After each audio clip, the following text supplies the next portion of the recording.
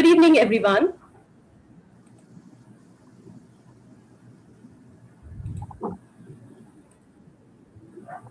Is my screen visible? Yes.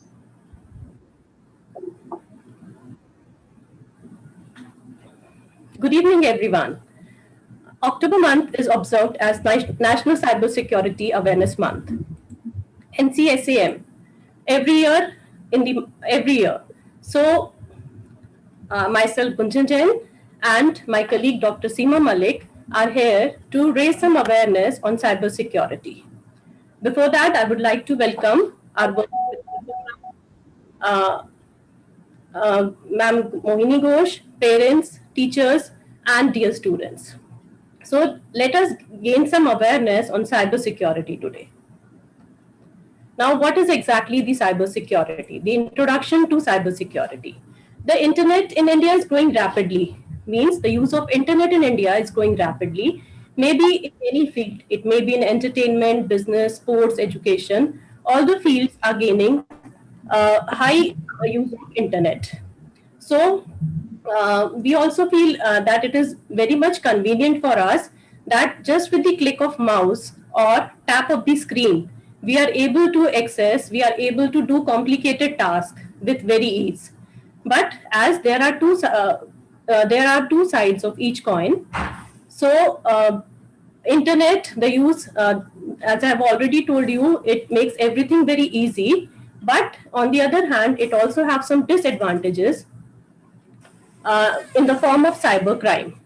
Cybercrime, any crime which is committed on the internet is called as the cybercrime.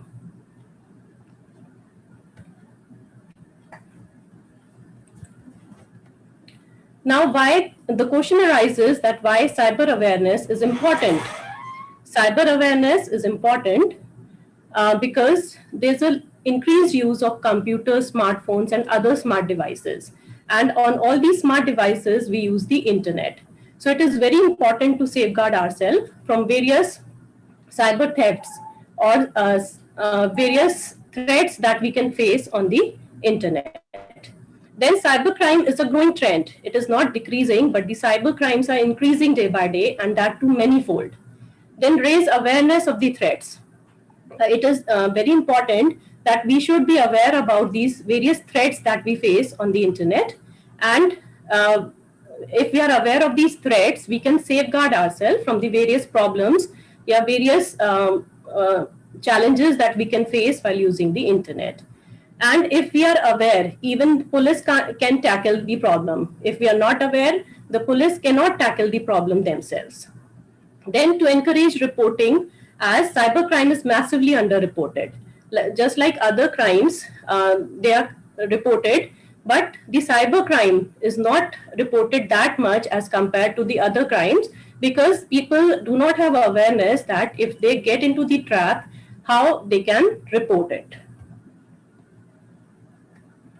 So it's rightly said that cybercrime is nothing but where the computer used as an object or as a subject of the crime. So a computer can be used as an object or it can be a subject of the crime itself.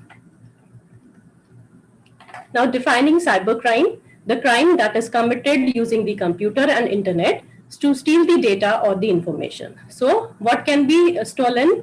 It can be either your data or your confidential information that can be stolen through cyber crimes.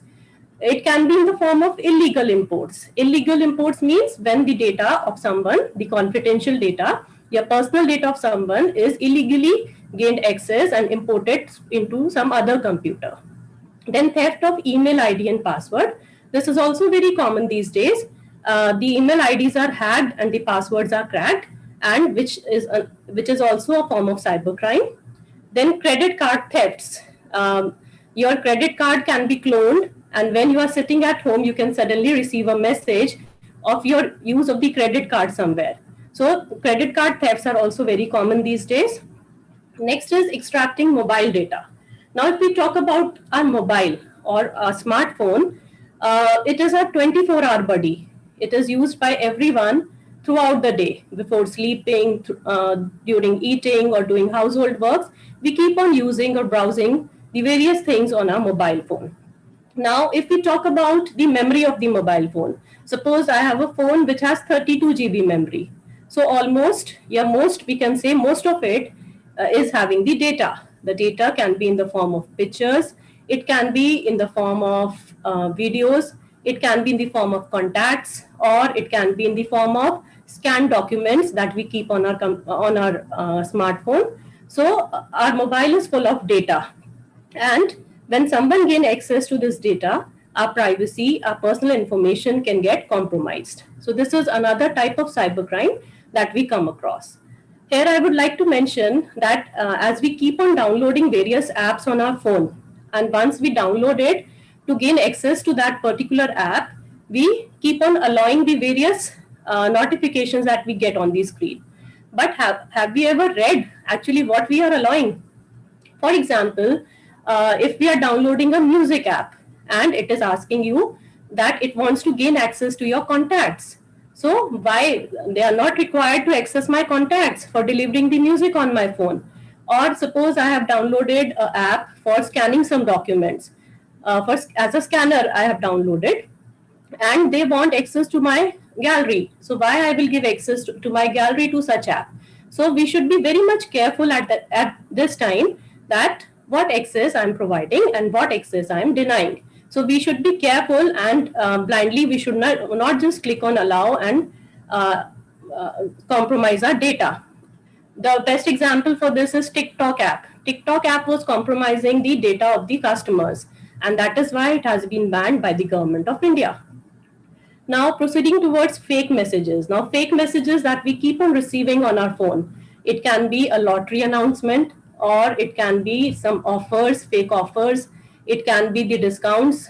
So, these are all fake messages to which we should not pay any heed. Besides that, I would also like to quote an example over here of the websites or the apps which allow us to buy and sell things. Like if we talk about OLX, where we buy our old items and we also can purchase the second hand items. Now, this is a very common fraud happening these days. That is why I want to state it over here. Like what happens, suppose you have posted something, suppose an old sofa set or a television, you have posted to be sold. Now, what happens? The person means a criminal, a cyber criminal. He will immediately contact you, and he will say that he want to purchase it, and he will mention that he want to purchase it at the same amount at which I have posted. Suppose I have posted something for 15,000 rupees. So he will be offering me 15,000. Generally, people bargain on such sites, but he will not bargain with me. And then he will say that I'm transferring the money, but first I will transfer only 1 rupee to see whether it reaches you or not. So he will initiate a transaction in which he will offer me 1 rupee. I will readily accept it, and in this way he has gained my trust. Now, the next transaction in which he was supposed to give me 15,000 rupees, what he will actually do, he will reverse the transaction. Instead of providing those 15,000 rupees, he will reverse the transaction and he will ask for 15,000 rupees instead of sending. And since he has already gained my trust, I will click on accept, and the money, it will go from my account instead of the money will not be credited to my account, rather it will be debited. So these are various types of crimes that are happening on the internet. Now, there are types of crimes. The types of crimes can be against the individual person, it can be against the property, or it can be against the organization or society. So let us discuss few of them. Cybercrime against an individual. The first one is email spoofing. Now, email spoofing, what does it mean? It means that the receiver is fooled to believe that message is from the trusted source. As you can see in the screenshot over here, this mail appears to be from income tax department. If you see the logo and the type of mail, it looks that it is from a trusted source. The body of the mail says that there is an income tax refund of 36,120 rupees, which I will get on clicking on this link within 7 days, 7 working days. So it appears to me that, yeah, this mail has come from the income tax department and I'm going to get my income tax refund. But if we have a close look towards the email ID of this, it is refdpt01 at the rate incometaxindia.gov.in via abox.net, which shows that the server of Income Tax India is not being used, but the server of abox.net is being used, which clearly shows that this is a fraud message or a fake message. So we have to be very careful for the email spoofing, where we can easily be befooled and we can think that the message, the mail has come from the trusted source. Other type of cybercrime against the individual is cyberbullying. Cyberbullying means when a person is harmed and threatened, or some embarrassing content on the internet or social media is posted to torture a person, and this may lead to the mental harassment of the person. And who is the bully? Bully can be any person, can be any known person. He can be a close relative or friend, or he can also be an unknown person whom you come across on social media platforms or on chat rooms or on gaming portals. So the bully keeps on bullying the person and it leads to the mental harassment of the person. It can be a girl who is being harassed by a boy or a group of boys, or vice versa. So this is cyberbullying is also harming the individuals a lot, and is again a form of cybercrime. Now, next is hacking. Hacking of your email account is also very common these days, where by the use of malware or any other trick, the person gains access to your email ID along with the password. Now, once your password gets compromised, your complete email is all the emails are accessible to the hacker. And what happens after that? See, all our accounts are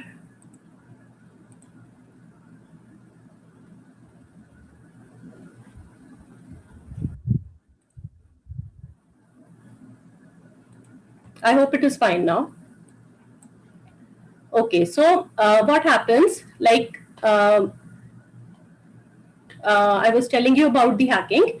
Yeah, so when someone gains access to your email, he actually gains access to everything. Like if you take the example of Facebook, if you're using a Facebook account and you suddenly forget the password, what do? You click on forget password and you are immediately able to retrieve your Facebook account through your email.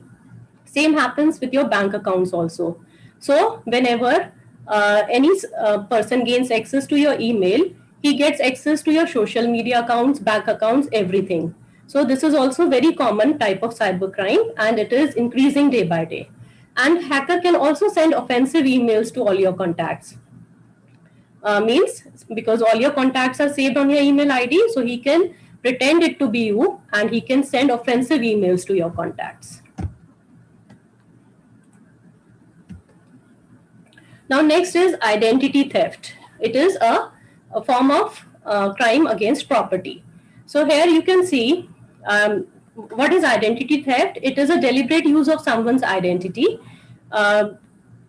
so that the person can gain some financial advantage or obtain credit and other benefits in the other person's name for counterpart's disadvantage or loss. So a person makes the fake ID and use the other person's name, and then he try to gain some financial advantage or credit from the other person. So let's take the example of Facebook. You must have noticed that sometimes you receive two requests from the same person. The person who is already added to your Facebook is sending another request. So this may happen that second request that you receive is the fake account. Now, how the other person is able to create the fake account? Fake account is created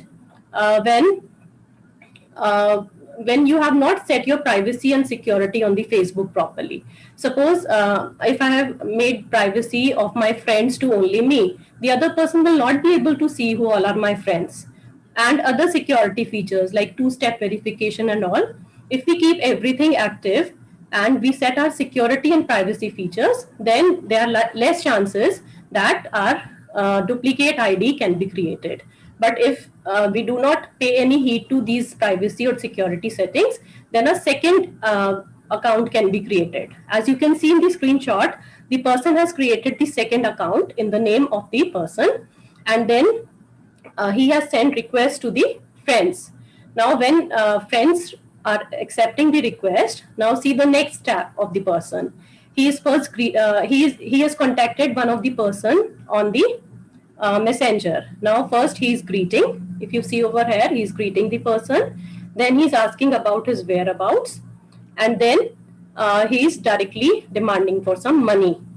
Okay. Now, if the person to whom he is contacting is not aware of the cyber crimes that are happening these days, then he can immediately become a trap and he can transfer the money.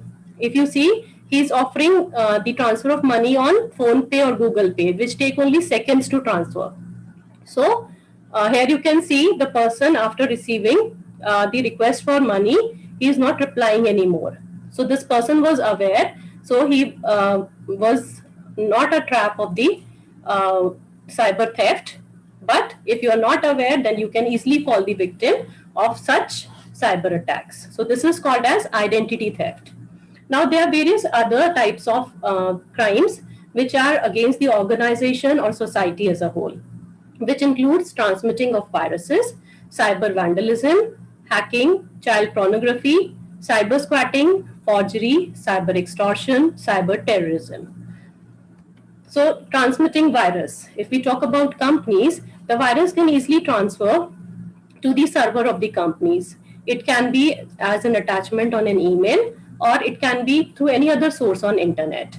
So once the virus enters into the server or the main computers of the company, then it starts destroying the confidential data. It starts replicating itself. It starts spying on the activities that are there on that particular server and may disrupt the normal functioning of the organization. Next is cyber vandalism. In cyber vandalism, the data is not stolen, rather it is damaged and destroyed. Now, whatever the online content a company has posted on its website, it can be edited and it may lead to defame of the website or a particular business. So it is done with the help of some malicious programs that can perform harmful tasks. Next is cyber extortion. Cyber extortion is when a person attacks someone, there's a cyber attack, and then he demands money to stop the further attacks. So further attacks wo tab rokega when he is given some money, as it can be in the case of virus. The company individual who develops the virus, he also develops the antivirus of that particular virus. So once he attacks some computer or some company or some organization with that virus, then he will ask for money to provide antivirus for that particular virus. So this is called as cyber extortion. Then we have cyber terrorism, the terrorism which is done through computer in name of religion or in the name of politics or to attack the defense system of the country. That is called as cyber terrorism. Next is cyber squatting. Cyber squatting is when we use the goodwill or trademark of someone to benefit ourselves. That is called as cyber squatting. Means we are creating a similar company with the similar name and we are using the goodwill or trademark of that company to earn profit. Next is forgery. When using internet and computer, the false copies of the certificates, diplomas, degrees are created and then used in an illegal manner. That is called as forgery. So these were various cyber crimes which I tried to explain. Now there's a time to look at some of the statistics of India. See, here you can see that there were 400 million internet users till 2018, and which made India's second largest internet population. So this is the data from 2018. But if we consider today's situation, and especially during pandemic, where everything has gone online, this number of users must have been increased drastically. Waiting for the statistics for that. Then if we look into the second point, we can see that over 18 billion US dollars were lost to cyber crimes from India in 2017. So up till 2017, India has lost over 18 billion US dollars to cyber crimes. In 2018, there were over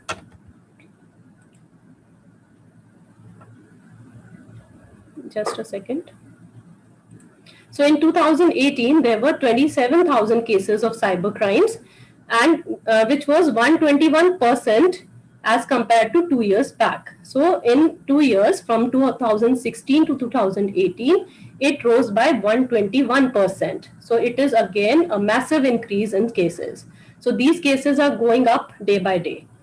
Then most of these cases are against the lottery scams or sexual harassment, or the most targeted crime seems to be of banking and finance sector. Since money is involved in this, so banking and the finance sector are hit the most. Now here you can see the graph which shows the rise in the cybercrime in India during decade of 2010 to 2018. So you can see it started with 966, which is petty number of cases, but it is rising drastically. And from 2016 to 18, it rose. To be precise, it rose by 121%. So you can very well imagine that how much it is increasing day by day. These are some of the cyber attacks that have been reported. One of them is from Zomato, where 17 million users of customers of Zomato, their names, email IDs, and their passwords were stolen, but they were stolen by ethical hackers. Now, what are ethical hackers? Ethical hackers are hackers who hack without any wrong intention. So they stole around 17 million users' data, and then they warned the company that how much vulnerable their data is. They warned that their security features are not proper, and they told the company that how it can easily be obtained and sold to dark web. Similarly, there is a case of WannaCry ransomware where thousands of computers were logged, and these computers were logged and the ransom was demanded from them. Once the ransom was paid, then only the computers were unlocked. So this happened in Andhra Pradesh and West Bengal. So likewise, there are many similar cases which happened and which keeps on happening every day, and which all of them cannot be mentioned over here. So this was my attempt to tell you about the various cyber attacks, various cyber crimes that are increasing day by day. Now I would like to hand over to Dr. Seema Malik, who will tell you the prevention of various crimes and how you can safeguard yourself from the cyber attacks. And also, she will tell you about once you get trapped into any of this cyber attack, so how you can report the case. So over to you, Seema ma'am. Thank you, Gunjan. It was very informative session, and you explained everything in detail. Now I will be addressing the participant on how not to become fall prey to such type of crimes. And so without further ado, I'll begin with the preventive measures we can take while navigating the web. So let me share my screen.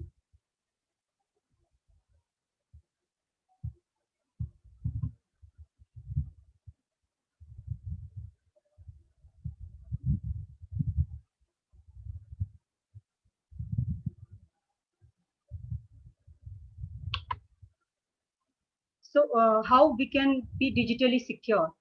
First of all, we should be aware of the potential risks, threats, attacks, and means through which we can prevent ourselves by using from these type of attacks. What type of security measures we can take during our web use? First of all, we should install licensed anti-malware and antivirus program. I'm talking about licensed. We should always avoid installing any free antivirus program because it may attach some viruses with it. Be extra careful while visiting websites that ask for personal and financial information.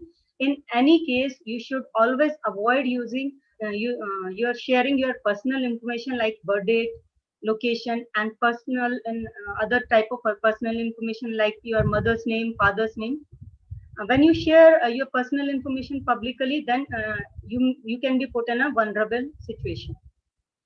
Never click on suspicious email messages, especially those which offers loan amount and which look very good, and but they are not true. As explained by Gunjan ma'am, that how they offer lottery of a big amount. Shop only at website you trust. Check for the vulnerability of the website. Check for the authenticity of the website also. You can check for the authenticity of the website by checking yellow lock and HTTPS before the URL. Keep your receipt, order confirmation number, and postal tracking number safe. You may need it in future to track your order. Report if you do not receive merchandise of the promised quality. Most of the time, you may not get quality as per promise. Secure your digital devices linked with bank account with very strong password.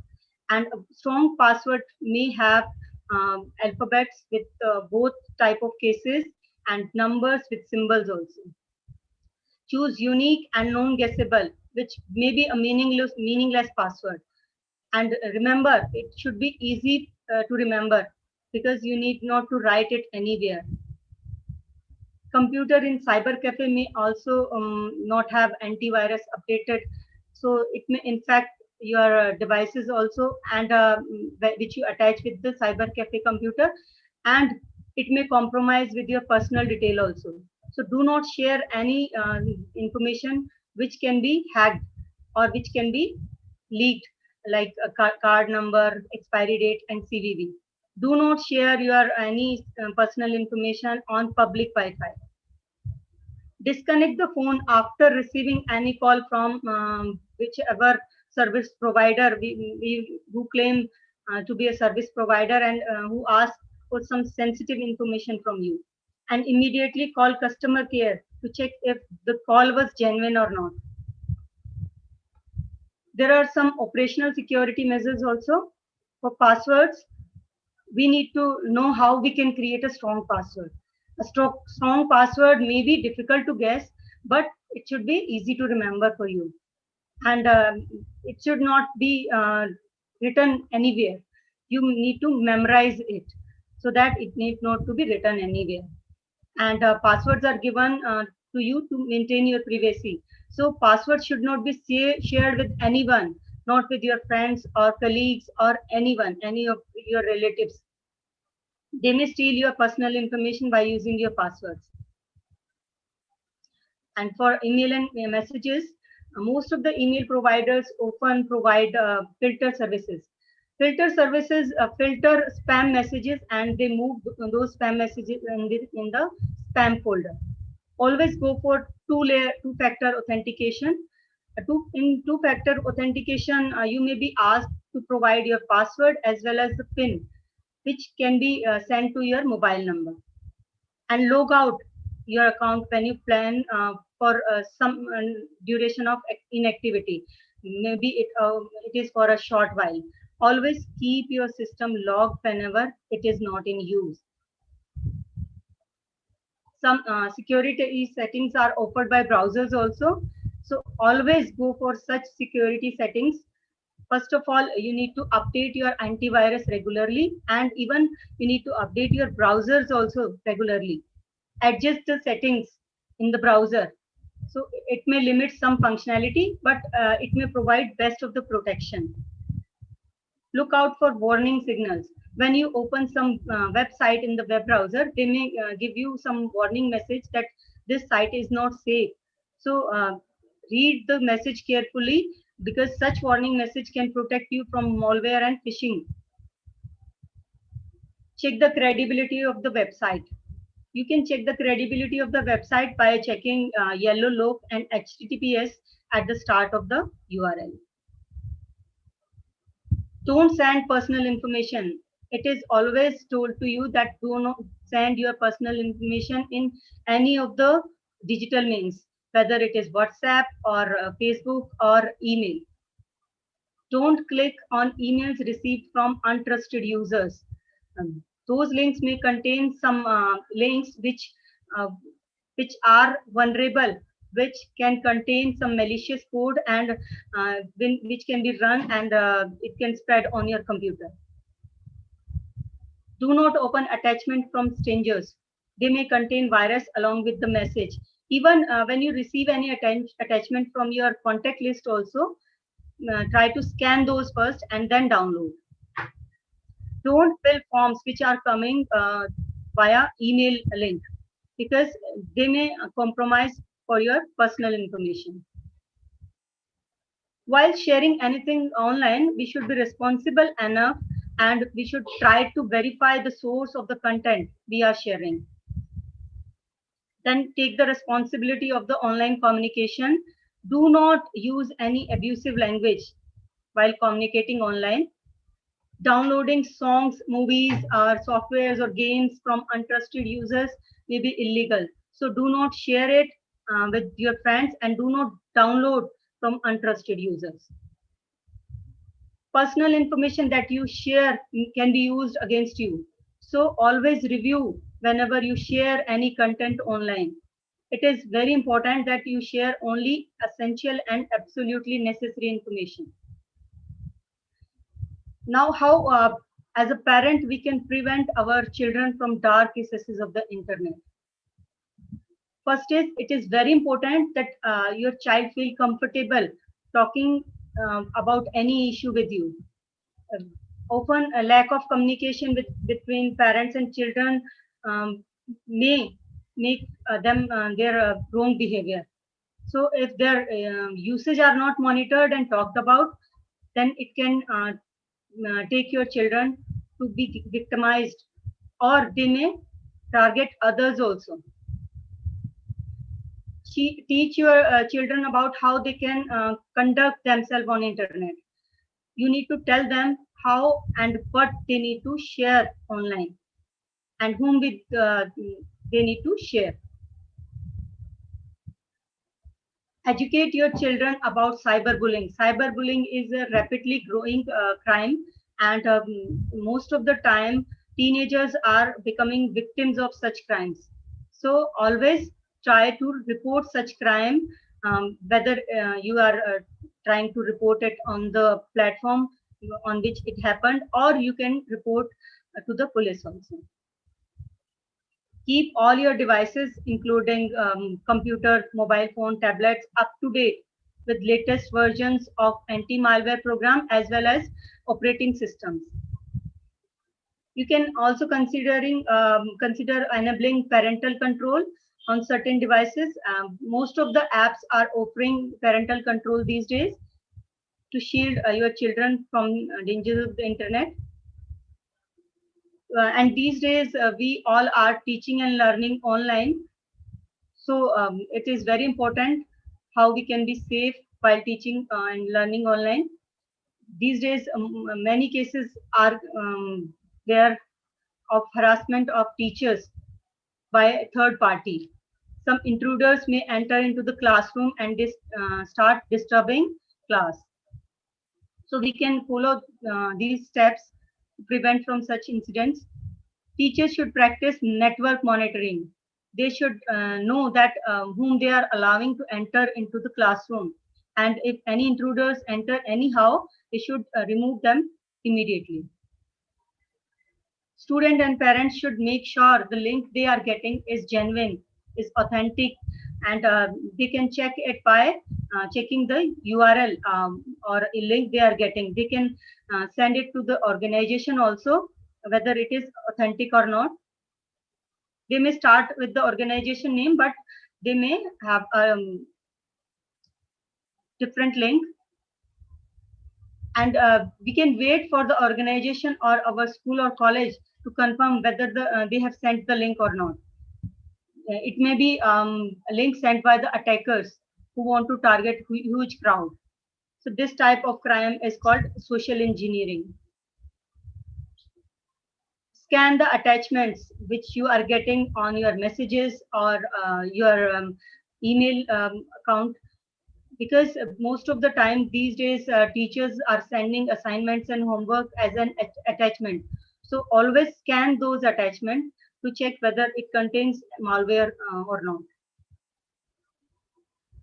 Many students post photos and videos of their classes online these days, but it is not a good practice. We should always avoid such practices.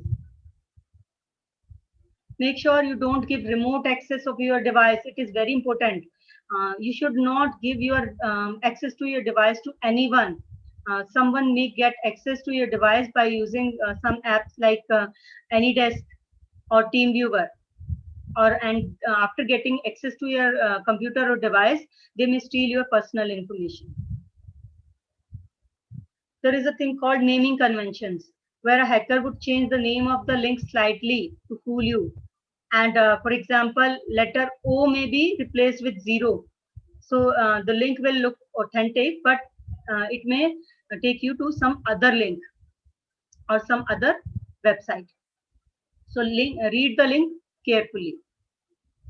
We can apply some parental control also to prevent our children from such crimes. First is how we can use parental control on Google Play Store. When we open Google Play Store, we can find settings, tap on the setting, then parental control option is there, tap on the parental control option. Then you will be provided with the parental control button. Tap on this and switch on the parental control. Then you may be asked to provide your PIN, so that your children may not be able to change the settings. Tap each section to confirm what can be viewed without a PIN. Like when you tap on app and games, what type of app and games are coming, what type of movies they may be able to see, what type of TVs, book, music programs they will be able to see. So you can check which type of options are available. You can select any of the option to activate the content, to limit the content for your children. After enabling such parental control, you may find that when you activate such options, you can see only teacher approved content for the kids. See, it is teacher approved. Now, anyhow, if if any of your photo or videos are posted online, which you don't want to post, or it is posted by someone else without your consent, then it can be removed by following the process given below. First is find the relevant page or email address for initiating DMCA request. DMCA request can be there for removing your photos or videos or content. So you can search for, like if we take an example of Facebook, then you can search for Facebook DMCA on Google. Then you will be provided with the link of that email ID or a form which you can fill to remove your content. Complete the form and send DMCA takedown request. If you will be provided with an email address, then send an email with the subject DMCA takedown request and write clearly about the content and its location which needs to be removed from the platform you want to remove. Reporting can be done in 3 ways. Reporting of such crime. First is social. If these type of crime happen to children, then they can talk to their parents, teachers, or counselor. Parents can approach the police to take legal action. We can report such crime on the platform also, on the app where this type of crime happened. So it will be discussed in the next section. All the social media platform use similar process to report. You may find 3 doors at the top right corner. Then you can select report option, and then you can choose some appropriate reason for your reporting. If you want to report to YouTube, then you can go to comment section of the YouTube and then click on the 3 doors on the top right corner, and then click on report. If you are using laptop or PC, you can click, or whenever you are using phone or tablet, you can tap. Once you click on report, you will be presented with a list of reasons, and you can specify your reason why you want to report. Choose the appropriate reason and click on done. Then YouTube may remove the content if it is violating the community guidelines of YouTube. Then next is how you can report to Instagram. If you come across any content that you wish to report or remove, then again you need to click on three dots and then click on report. Choose spam. In this, you may find option spam if that is like advertisement. If it is not a kind of advertisement, then you can choose it's an appropriate content. That is why you want to report. Once you click on report, you will be presented with a list of reasons. Then select your reasons and click on next. Again, Instagram may remove the content if it violates the community guidelines. How we can report to WhatsApp? It is very important because we are using WhatsApp 24/7. And how we can report? Again, when you open WhatsApp, you can find three dots at the top right corner. Tap on three dots, then you may find more option, and when you tap on more, then you will be provided with these type of list. Here you can click on or tap on report. Now, if you want to report to cybercrime.gov.in, you can go for that by opening this site, and this site is offering the option to anonymously report your whatever crime happened to you, or type of child pornography or sexually explicit content you want to report about. You may report to cyber police also, and cyber police are not limited. Cyber police cell are not limited to the jurisdictions. You can report anywhere from any city, whether the offense was committed in another city or the same city. You can go for filing an FIR to the local police also, and then local police can coordinate with the cyber cell for further investigation. Childline 1098 is a dedicated phone number, which is toll-free number, which can be used by the child or any adult on behalf of the child. And then they can avail long-term care and rehabilitation services through this number. NCPCR, National Commission for the Protection of Child Right, is set up a portal, that is ncpcr.gov. You can report to that portal also. You or on behalf of you, some other person can also report.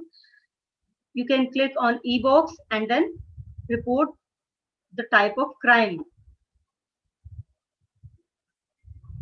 Digital law can be defined as a legal right and a restriction governing technology use. And digital law was implemented in 2000 in India. Most users are unaware of the possible consequences of their online activities. That is why it is very important to know about such law.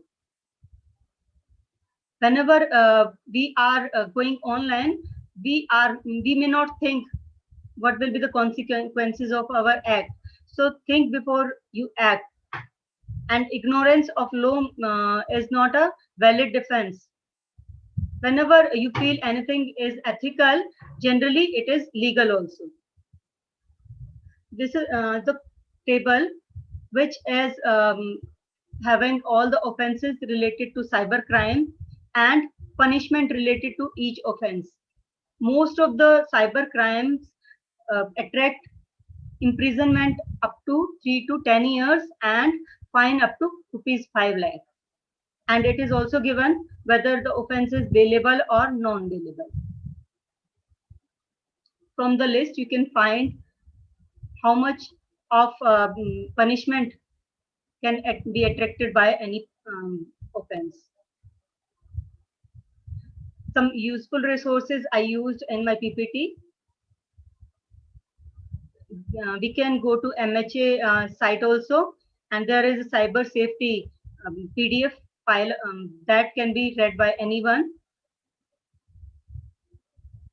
Being safe online, it is a site, NCPCR site, and it shows you a small video also when you go to report any crime.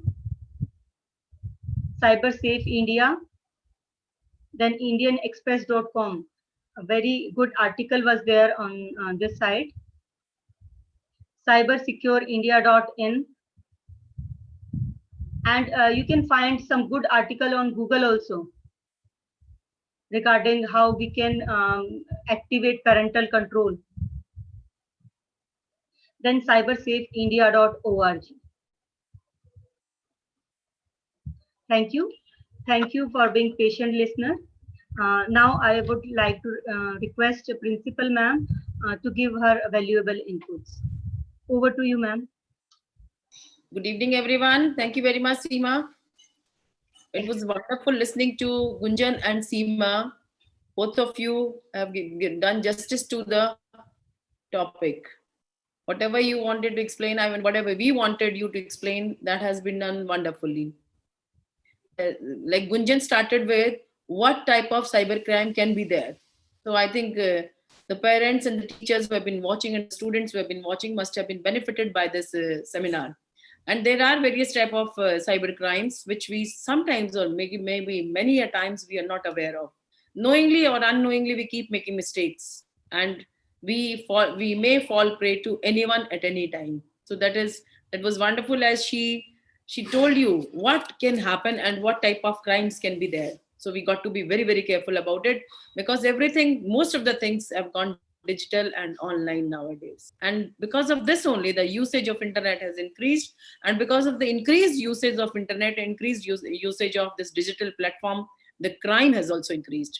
There are many people, there are many hackers, there are many cyber criminals. In fact, I must say, they are finding out new ways and means of committing the crime.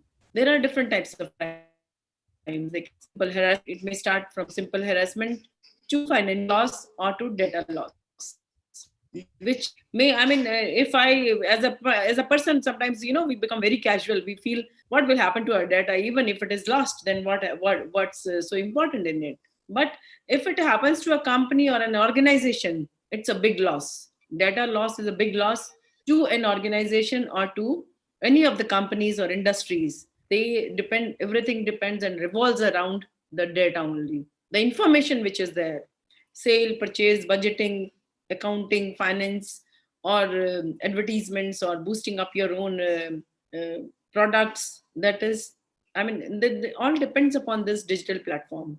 Even if we talk of school, if somebody starts posting something against the school or any other organization, it becomes so negative to it. So these type of crimes are happening. Thank you very much, Gunjan. You did explain it very well. And Dr. Seema Malik, you explained how to protect or how to save ourselves from this cyber crime.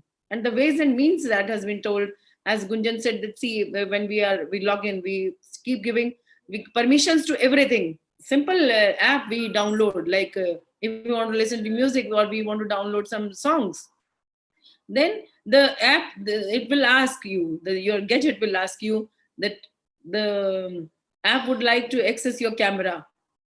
Is there a requirement of the camera, or is there a requirement of the contacts in your list for this app? So you must understand, and you use your brain. You must be you must use your wisdom, that what are the requirements of this app which I am downloading. Whatever you want to download, first please collect some information about that. And then see that, as she very correctly said, that locks which are there, green lock or yellow lock or blue or red, there are different symbols before or read the email ID fully. Do not leave anything, as she explained, that if you want to see and something, you receive a mail from PF office. It seems to be receiving from PF office. That means you believe that it has come from some government organization, but it has It has gov EPF or PPF or whatever pf.gov.in, everything .nic is there. But after that also it continues, the email ID continues. That is, the server is different. At the rate, as she said, some post is there, or one post, or anything can be there. So that means the server is not from PF, but from something else. So many a times we receive mails from RBI, Reserve Bank of India, State Bank of India. So we don't doubt. Many a times we feel that yes, it has come from a government organization. They may be asking about our account number or any personal information. Whatever they're asking, we revert to the mail, same mail, and we start sending our own information. But that should not be done. Again, we need to apply our brain. We need to be very careful. Think before replying. I know there is a rule. If you know, Seema and Gunjan must have highlighted it in this also, that if you receive a mail, there is a stipulated time that you have to answer the mail. You have to revert to the mail within the stipulated time. Otherwise, again, it can be taken as cyber crime, or there can be a disciplinary action against you. If it's an official mail, or if it has come from some government department or organization, and you don't reply to that mail, or you don't respond to that mail, that is again against you. So that may go against you, and that also should be taken care of. But when we want to reply, when we want to respond to the mail, then we have to read it very, very carefully before replying. Which organization, what is the subject, why this information is required, find out the authenticity of that mail ID, and then reply. And it's not difficult. I believe today, nowadays, everyone is that much at least confident and aware and learned, I must say, that you must have learned from practicing all this at digital platform now. And you must be confident enough to use and reply all these things. So this was one more initiative by Bright Scholar, as required by Central Board of Secondary Education, Delhi. We received a mail from them that we must conduct this seminar within 3 days, and we have done it. Once again, Bright Scholar is up to the mark. So thank you very much for for teachers for preparing the matter for in such a short notice and then presenting it. And as Seema said, see, we must see the things. The links should be seen very carefully. That is how we prevent it. And then Gunjan told you how many types of crimes. Sometimes, in Facebook, as many a times what we do as teenagers, the students, this is my request to parents and students who are watching this program, is that many a times somebody else is using your or accessing your own whatever account you have, maybe on Instagram or Facebook or any on any of this digital platforms. When we ask the children something goes wrong, and when we try to find out, they say 10 of the friends are using the same email ID, 10 of the friends are using the same Instagram account, 10 of the friends have access to same Facebook account. So you do not know the mindset of a person. It's not similar all the times. Mood swings, or maybe there is a fight or there's a misunderstanding between 10 of them, and then problem starts. So do not share your personal information. Never share the information of your account, any of the accounts on social media. So you have to be careful. Again, when you saying that no, I didn't this message, maybe someone else has posted on my behalf. So since the account belongs to you, you have created it, all your personal information is there, whatever the account proves that it belongs to you or it belongs to me. Then if someone else is using it and doing something mischievous, I am accountable, I am responsible for that. I will have legal actions against me. If it calls for a legal action, that will be against me only, not anyone else who has accessed it or used it, maybe misused it, like hackers do. They start sending emotional mails also. I'm in trouble, I need money.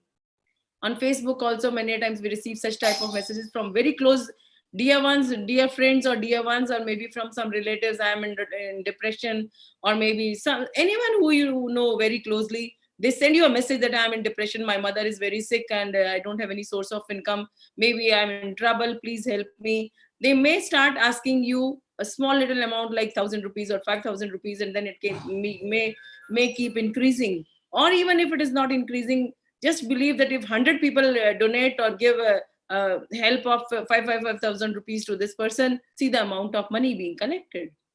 And trusting the amount, there is a secure breach. because you'll be sharing your information about your own account with that person. And as Gunjan said, that this can anytime happen, that they can reverse the, like she's told us about the purchase, OLX and all. First they win your trust, they win your confidence that yes, by transferring 1 rupee, they say, okay, fine, tested. And then they reverse the transaction, and now it is not being paid. They are asking you to pay. So it is reversed, and instead of getting the credit to your account, it is being debited from your account. So small, very little things, you have to be only careful about such things. So making transactions, transferring any money, double, or I must say that 2-3 times if we check, and even then if we stop at once and then again start. Many a times we are in a hurry, we want to transfer the money immediately. Or sometimes what happens, these hackers or these people who are buyers are there, they make it such an issue. They will say, if you do it for within 10 minutes, I'll do this. Otherwise, after 10 minutes, the offer is not there. So you are in a hurry, and they build up pressure. They mount such type of pressure on you that you do not have any time, and you do not think, and you react spontaneously. So that should not be there. You have to be very, very careful for, specifically if somebody is asking or you're buying or paying any amounts, then you have to be very careful thinking about it, and then you must pay wisely. That was a very important part. And similarly, like comments are there, harassments are there. Children, I mean, I do not know. Please do not trust anyone. Please do not trust anyone. This is my request to parents as well as to the students, that if somebody is becoming very close to you, or you're talking, indulging in any type of personal conversation, please check yourself again and again. Do not let people walk into your personal space. They should not enter into your personal space. Anything they want to discuss, let it be. You can give a call and talk and find out who is the person. Otherwise, just many times you start smileys and something else and then something else, then start sharing the photographs or images or anything, then you land up in trouble. So you tend to land up in trouble. So be careful about that. Do not do it. These things, they are very attractive. I mean, once you start doing it, you start enjoying it. But then where to stop? What to check? As the teenagers, the students, and or as a kid of the age maybe 10 years, 12 years, nowadays they are exposed to internet so much that they also start sending messages to each other. They do not know. They are innocent. Many a times, unknowingly, they indulge or they get into these traps, and then it's very difficult. Then, because out of hesitation, out of fear, they never discuss such problems with parents or with teachers, and they do not know what is the solution to it. So to find out solution, once you start something, at least communicate. To the students, I am saying that whatever is the problem, whatever sites you are accessing to, whosoever you are chatting or talking to, please let your parents know about them. Do not hide anything from your parents. Be open and tell them that this is my friend, or this is whatever group you have a group of 10 students. The parent must know about all those 10 students. What are they doing? What is your account? What is your password? And you should be, parent can check anytime. They can access your account and they can check anytime. And to parents, I am saying, I'm requesting that please do check the accounts sometimes. Well, in between, anytime you can ask your child that I also want to access your account, please show me.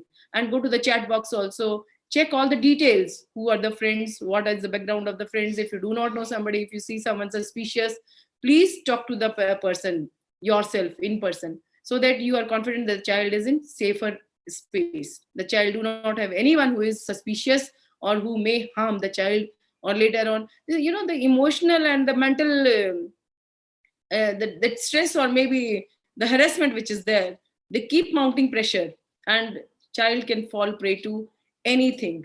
It can anything happen to the child, anything bad or anything. We cannot even imagine what can happen.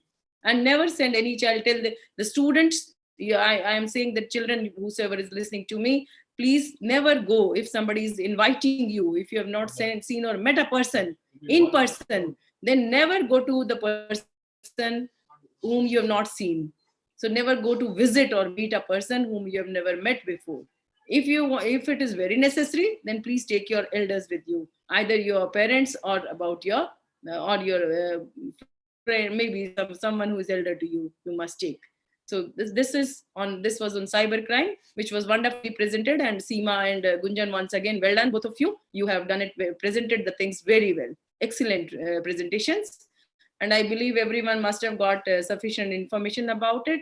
Second thing which I want to talk about here is about the COVID-19 and opening of schools. I believe a lot has been said and lot has been practiced till now about health issues. We have to follow the norms, the safety norms against COVID-19. You all know social distancing. We all know we have to wear the mask.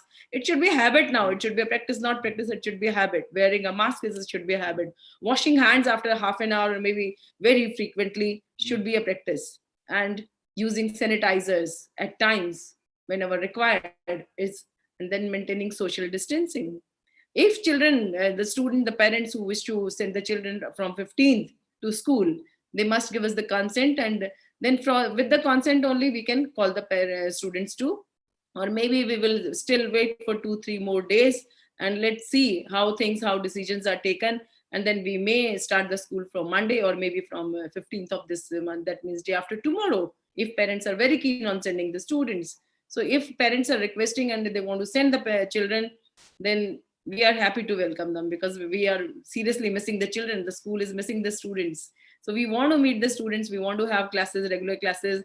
But again, it's going to be in phases, not full students, but roll number 1 to 15 in on first day, and roll number 16 to 30 on next day. So this we are going to conduct the classes, because running classes parallelly in 6 sections, it's going to be difficult. But online classes will also be there. The 15 students who will stay home, they will have online class. At the same time, we will try to have whatever we are teaching in the classroom can be online or live from the classroom itself, so that the child who is sitting at home can access to the teaching material, and they can also learn side by side, and we don't need to repeat the same thing. So next day, when next day 16 comes, further we can teach. So this way we are going to start the class from classes 9 to 12 for all those children who wish to, for the parents who want to send the students to school. I know it's these are hard times, but we must learn to live with this type of crisis also. We must believe in ourselves that nothing go wrong. Our immunity should be strong. We must practice. And please, again, I'm saying the students should not bring any water bottle which is not transparent. They can bring water bottles, plastic water bottles, or whatever container they want, which should be, or glass bottles which are transparent, and smaller bottles, so that they do not need to refill it. 4 bottles or 5 bottles of 250 ml they can keep in their bags and they can bring to school. So avoid all places where touch is required. So usage of washrooms also, restrooms also should be avoided unless until it is very much necessary. We are trying to have those taps which are with sensor, and so that the children do not touch it. We have marked for distancing. We have made classroom arrangements. The desk has been arranged. The seating arrangement is such that they maintain that social distance of 1 meter from each other. Then at the gate, at the entry also, we have sanitizers. We have sanitizers at different places also. We have increased the number of areas where they can wash their hands very frequently.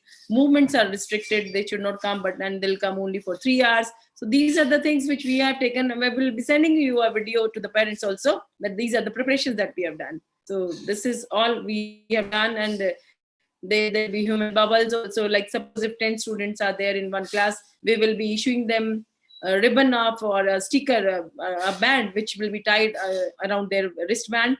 That is going to keep them in one group only. So if red children wearing red bands are there, they will be together for all 3 hours. If they're going to another room, then also they are together. So blue will not mix up with red will not mix up with the green. No mixing up.